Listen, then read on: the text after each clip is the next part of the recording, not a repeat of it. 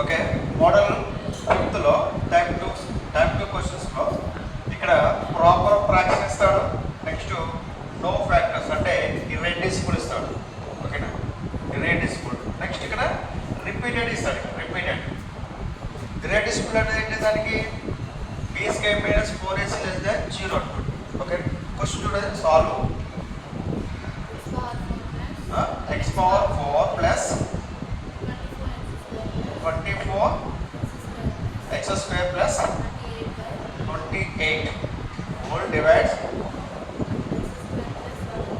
x square plus 1 whole cube fraction into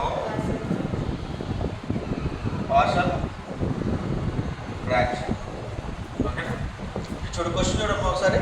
solve x power 4 plus 24 x square plus 28 by x square plus 1 whole cube. Okay, మరి ఇది ఇచ్చింది ప్రాపరా improper? ఇది ఇచ్చిన question అనేది fraction అనేది proper polynomial fraction ఏంటది? దీని యొక్క డిగ్రీ ఎంత? 4. x పవర్ 4 కాబట్టి దీని యొక్క డిగ్రీ 4. దీని యొక్క డిగ్రీ ఎంత? 5 కాదు, ఇది x square times 3. x square into 3 ఎంత? 6. ఓకేనా, x స్క్వేర్ హోల్ క్యూబ్ అంటే x పవర్ 6 కదా, దీని యొక్క డిగ్రీ 6, దీని యొక్క డిగ్రీ 4. అంటే ప్రాపర్ అయితే ప్రాపర్ కదా. సో ఇది ప్రాపర్. సో ఇంప్రాపర్ అవుతుంది. అది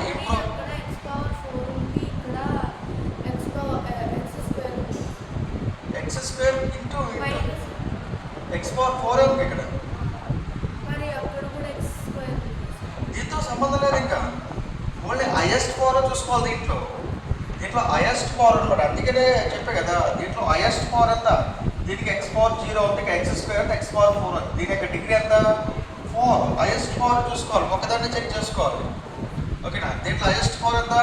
స్క్వేర్. దీని యొక్క పవర్ ఎంత? 3 కాబట్టి 6 అనమాట. ఓకేనా, సో దీంట్లో హైయెస్ట్ పవర్ చూసుకోవాలి. అన్నిటితో అవసరం లేదు. ఓకేనా, so that given proper polynomial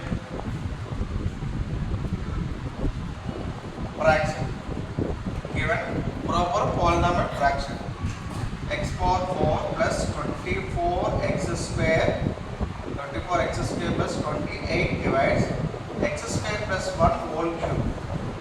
It can be written as ఇదేంటిది? ఇంత లాంగ్ దాన్ని చూసుకోవాలనుకుంటారు.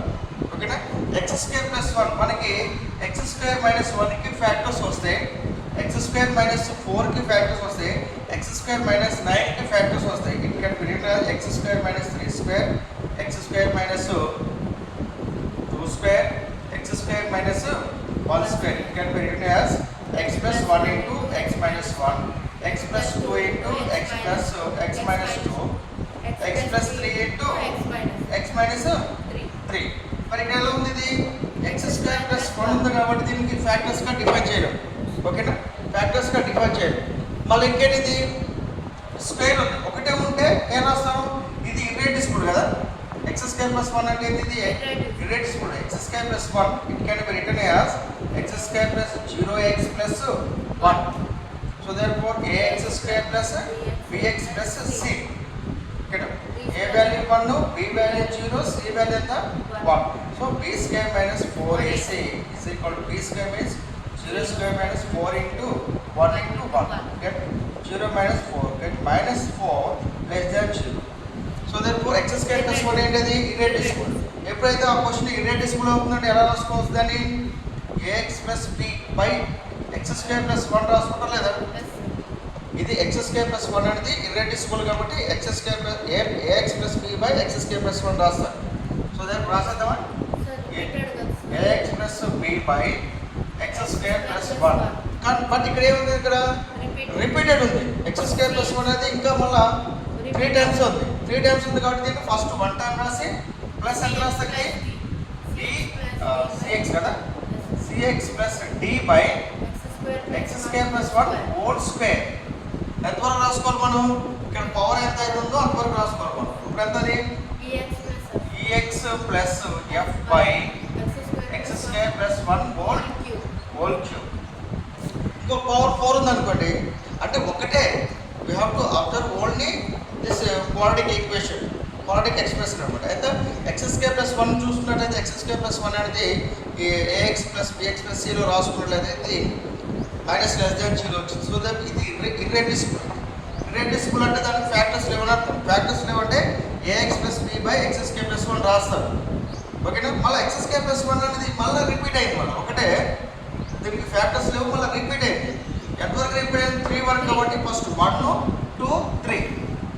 ఓకేనా?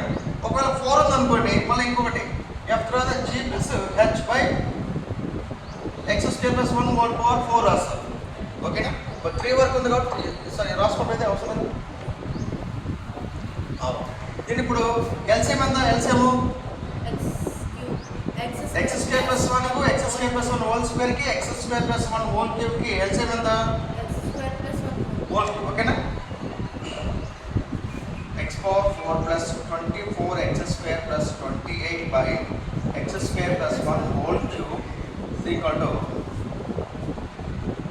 x square plus 1 whole cube whole divides x square plus 1 అనేది x square plus 1 whole cube లో ఎన్ని టైమ్స్ పోతుంది? అంటే ఇక్కడ స్క్వేర్ ఉంటుంది కదా, 2 టైమ్స్ పోతుంది. రిమైనింగ్ 2 టైమ్స్ ఉంటుంది కదా. x square plus 1 whole cube by x square plus 1 ఎంత ఇది? 1 టైం కదా. 3 minus x square plus 1 3 minus 1 x square plus 1 whole square. Remaining 2 terms ఉంటుంది. ఓకేనా? So therefore ax plus b into x square plus 1 whole square plus next x square plus 1 whole square x square plus 1 whole cube x square plus 1 1 time కదా. cx plus d into x square plus 1 next x square plus 1 whole cube x square plus 1 whole cube ఒకటే ఉంటుంది కదా, 1 కదా. x square plus 1 whole cube x square plus 1 whole cube division అయితే answer ఒకటే ఉంటుంది. So therefore ex plus f into 1 అంతేనా? ఇది cancel అయితే ఏముంటుంది కదా, ఒకటే ఉంటుంది కదా. ఇక్కడ డినామినేటర్స్ క్యాన్సిల్ అవుతుంది. x power 4 plus 24 x square plus 28 is equal to ax plus b into x square. దీన్ని ఎక్స్ప్లెయిన్ చేద్దాం. నెక్స్ట్ స్టెప్ చేద్దాం. x plus 1 whole square plus cx plus d into x square plus 1 plus ax plus f into 1 అవసరం లేదు కదా. ఇది మరి irreducible కాబట్టి దీనికి ఇప్పుడు x is equal to 1 ఇప్పుడు x is equal to substitute చేయడం వల్ల ఏదైనా 0 అవుతుందా? అవ్వదు. సో దట్ ఏం చేయాలి? దీన్ని ఎక్స్పాండ్ చేసుకోవాలి. ఓకేనా? మల్టిప్లై చేసుకోవాలి. x power 4 plus 24 x square plus 28 is equal to దీని ముందు అలా ఎక్స్పాండ్ చేద్దాం. ax plus b into ఎంత? x square whole square plus 1 square plus 2ab. Okay? a square plus b square plus 2ab. ఓకేనా? ఏంటిది? cx plus d into x square plus 1 plus ax plus f x power 4 plus 24 x square plus 28 is equal to ఎంతిది? Direct రాసేద్దాం. ఇది x power 4 ఇది. ax into x power 4 ఎంత? ax power 5 plus ax into 1 ఎంత? ax plus ax into 2x square 2ax cube. ax తో అయిపోయింది కదా, p తోటి. p into x power 4 ఎంత? px power 4 plus b into 1 b plus b into 2x square 2bx square. b తో కూడా అయిపోయింది కదా. Next cx into x square cx cube plus cx into 1 cx plus d into x square dx square plus d into 1 d plus ex plus f. Constant కాబట్టి increasing order రాదు ఫస్ట్గా a power a into x power 5 next power 4 కదా ఒకటే ఉంది ఇది b x power 4 next క్యూబ్లో చూడండి క్యూబ్లో ఇది ఒకటి plus 2a plus c into x cube next x square చూడు ఎక్స్ స్క్వేర్లో 1 2 ఇది రెండేనా 2b plus d into x square plus x కదా x టోటల్ ఉంది cx ex ax plus cx plus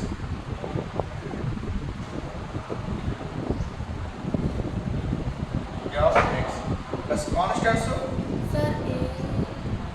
ax అంటే a కదా నెక్స్ట్ cx అంటే c ex అంటే e కదా next constant b plus d plus okay ఇటువైపు left side x power 4 plus 24 x square plus 28 ఓకేనా comparing of direct రాసేస్తాను comparing of x power 5 comma x power 4 comma x cube comma x square comma x and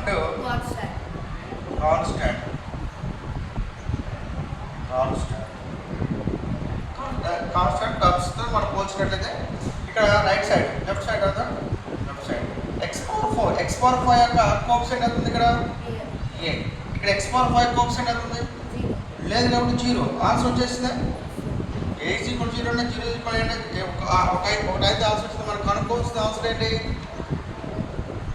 A B C D ఈ F 6 కనుక్కోవాలి ఒకటి వచ్చేసింది next X power 4 చూడు X power 4 coefficient ఎంత B ఇక్కడ X power 4 coefficient ఎంత 1 రెండు వచ్చేసింది సింపుల్గా వచ్చేసింది ఓకేనా అంటే రిపీటెడ్లో కొంచెం సింప్లికేషన్ ఉందనుకో ఓకేనా నెక్స్ట్ ఎక్స్ క్యూబ్ ఎంత x cube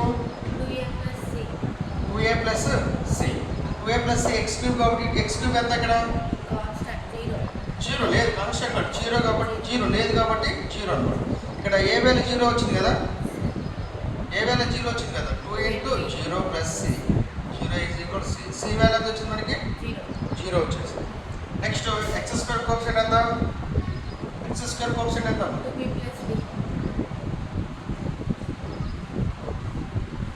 X square coefficient ఎంత 2b ప్లస్ d ఈక్వల్ ఇటువైపు ఎంత 24 నెక్స్ట్ ఇక్కడ b వాల్యూ వచ్చి మనకి 1 కదా b వాల్యూ 1 కాబట్టి 24 is equal 2 into 1 plus d అయితే ఇది 24 minus 2 is equal to d so that 22 అంతేనా b వాల్యూ ఎంత మనకి 22 నెక్స్ట్ ఎక్స్ స్క్వేర్ కదా ఎంత ఇది x power 5 x power 4 x cube next ఇది ఎక్స్ స్క్వేర్ నెక్స్ట్ ఎక్స్ టర్మ్స్ని కంపేర్ చేద్దాం ఎక్స్ టర్మ్స్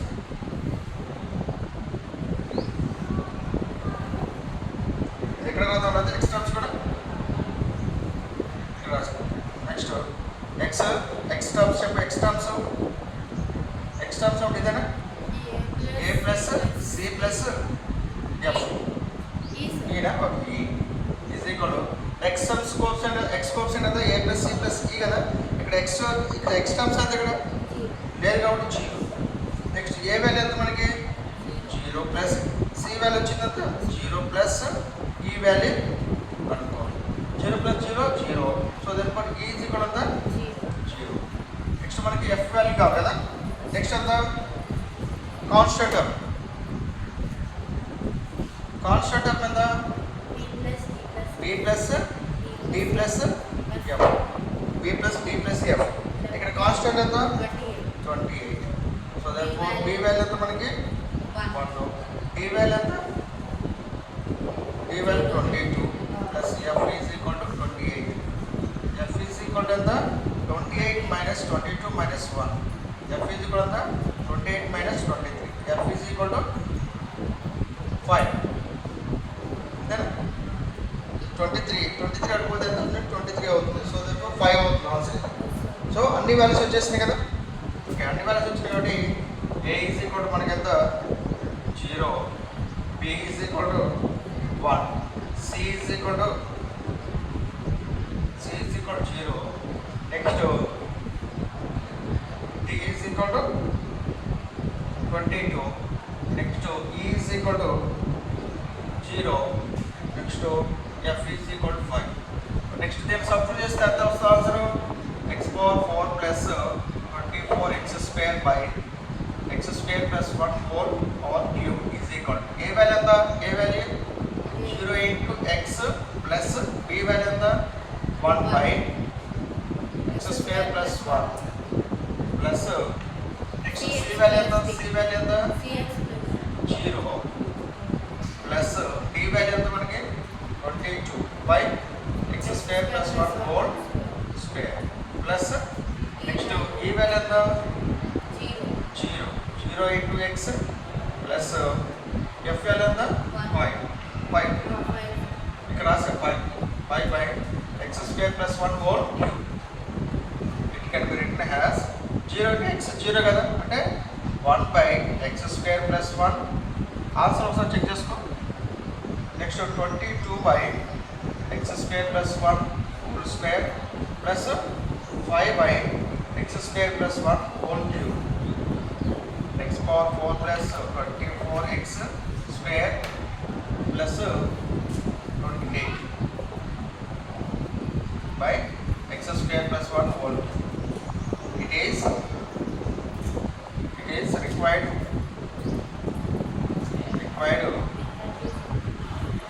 partial fraction.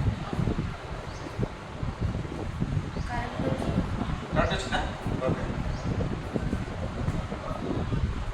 ఇక్కడ మనకి ఇదేంటిది రిపీటెడ్ మళ్ళీ ఇర్రెడ్యూసిబుల్ అంటే కంపల్సరీ వాటికి ఫ్యాక్ట్ అంటే x is equal to 0 అంటే 0 చేయడం కుదరదు. ఓకే డైరెక్ట్ ప్రోడక్ట్ చేసుకుంటే సరిపోతుంది. ఇది అర్థమైంది? ఓకే